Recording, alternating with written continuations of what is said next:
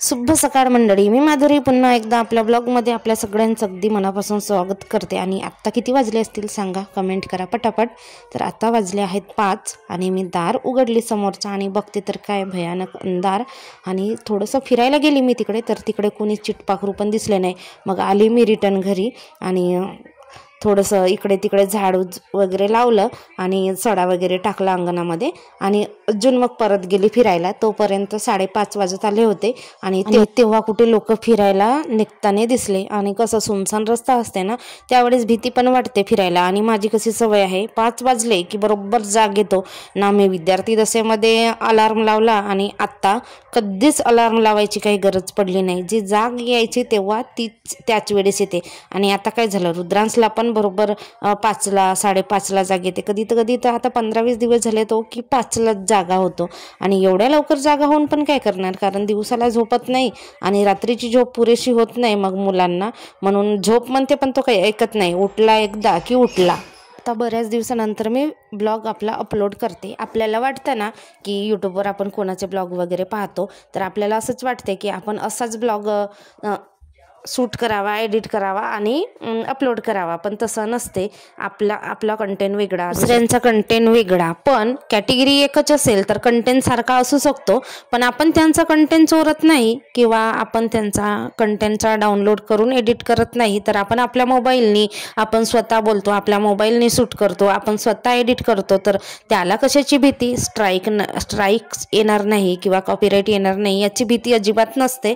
पण आपल्याला असं वाटते की आपल्याला यूट्यूबवरचं येते, बरंच नॉलेज आहे, पण तसं नाही। आपल्याला बराच अजून नॉलेज घ्यायचं बाकी आहे। आणि यूट्यूबवर अपलोड म्हणजे व्हिडिओ अपलोड करता आपण त्याच्यातून नॉलेज घेतो। सुरुवातीला तर मला काहीच येत नव्हता, पण आता बऱ्यापैकी थोडं काय होईना थोडंसं तर येतेच।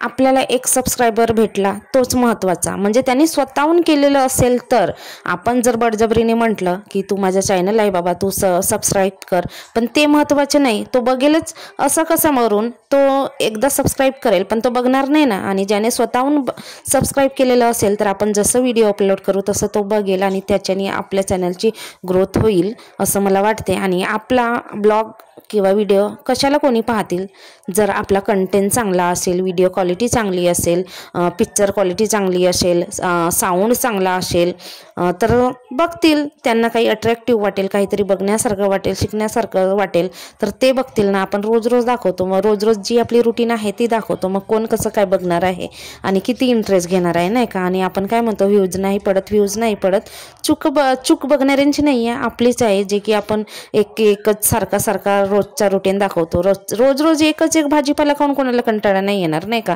जेवणामध्ये एकच प्रकार असेल, जेवणामध्ये भाजीचं किंवा एकसारखाच जेवण असेल तर आपल्यालाच कंटाळा येईल। तसंच यूट्यूबचं आहे। आणि आता 2025 मध्ये तर अल्गोरिदम चेंज झालं असं म्हणतात। आणि आपण यूट्यूबवर काम करतो त्यावेळेस अशा टेक्निकली ब्लॉग आहेत, मोटिवेशनल आहेत, त्या तर आपण बघतोच, म्हणजे दुसऱ्यांचे ब्लॉग बघतो, त्यांच्यातून काही आपल्याला नॉलेज मिळतो। तर मी अशा काही व्हिडिओ बघितले आहेत, त्याच्यामध्ये अल्गोरिदम चेंज झाला। तर आपल्याला आता 2025 मध्ये जेवढे आपल्या ब्लॉगवर कमेंट असतील तर कमेंटनुसार आपले ब्लॉग्स व्हायरल होतील किंवा त्याच्यावरती व्ह्यूज पडतील असं म्हणतात। तर मैत्रिणींनो, माझ्या ब्लॉगवर व्ह्यूज येण्यासाठी थोडंसं का होईना मदत करा, कमेंट करत जा, ब्लॉग बघत जा अशी अपेक्षा करते। आणि बघा, बोलत सगळी घरातली कामं झाली, रुद्रांश शाळेत गेला आणि नंतर मी वाफ्यांकडे आली। तर हे बघा, मी लावलेले आहेत लसणाचे वाफे, ते आहेत देवपूजेसाठी। आज सकाळी मस्तपैकी फुलं मिळाली होती, सकाळी म्हणजे मी काल संध्याकाळीच फिरायला गेली, तर तिकडे कड्या दिसल्या जास्वंदाच्या। कड्या मी कधी तोडत नाही, पण बायका तोडतात ना आमच्या बाजूचे, मग ते कड्या असले की तोडून आणतात, मग दुसऱ्या दिवशी फुलं कशी निघणार, तर मी पण मग तोडले कड्या। त्याच्यामुळे भरपूर असे फुलं मिळाले जास्वंदीच्या पूजेसाठी। आणि असं जरुरी नाही आहे पूजेसाठी फुलंच पाहिजे, असतील तर ठीक, नसतील तर ठीक, फक्त आपण मनोभावे देवाची प्रार्थना करतो, अर्चना करतो, त्याला महत्त्व आहे। आणि खरं म्हणजे पूजापाठापेक्षा आपण आपण माणुसकीने राहिलं पाहिजे, सगळ्यांशी चांगलं वागलं पाहिजे, कोणाचं मन नाही दुखवलं पाहिजे, त्याला महत्त्व आहे माणुसकीला. मी तर हे मानते, बाकी तेवढं काही नाही. पूजापाठ तर पूजापाठीच्या जागी आहे, पण जे आपलं वागणं बोलणं आहे त्याच्यानुसारही कोणीला आपण दुखवलं नाही ना, तर त्याच्यामध्ये पण खूप जास्त फायदा आहे. काढून फेकायचा होता आणि थोडीशी खंती द्यायची होती. आता आमच्याकडे खंती म्हणतात. त्याच्याने थोडीशी जागा अशी भुसभुशीत होते वाफ्यांची आणि वाफे चांगले होतात. नंतर 1-2 दिवस अजून सुकू देणार आणि नंतर मी पाणी टाकणार. तर भाजी पण आहे इथे वाफ्यांमध्ये, तोडायची होती पण तोडली नाही कारण आम्हाला गावाला जायचं होतं. आले आहे वाफ्याच्या साईडला. तर ही आहे बघा लाल भाजी. तर ही भाजी तोडायची आहे. मस्त कोवडी कोवडी आहे आता सध्या. खत वगैरे टाकलं होतं ना, दिलं होतं, त्याच्यामुळे कोवडी आहे. तर आता मी तोडून घेणार आहे. भाजी पण होते खायला आणि घरची तर घरची, पौष्टिक तर पौष्टिक नाही का. ही बघा, ही आहे लाल भाजी. तर हीच मी तोडणार आहे भाजी आणि छान वाटते. लसणाची वाफे. 2 दिवसानंतर आले मी परत वाफ्यांमध्ये भाजी तोडायला. तर भाजी तोडून घेते.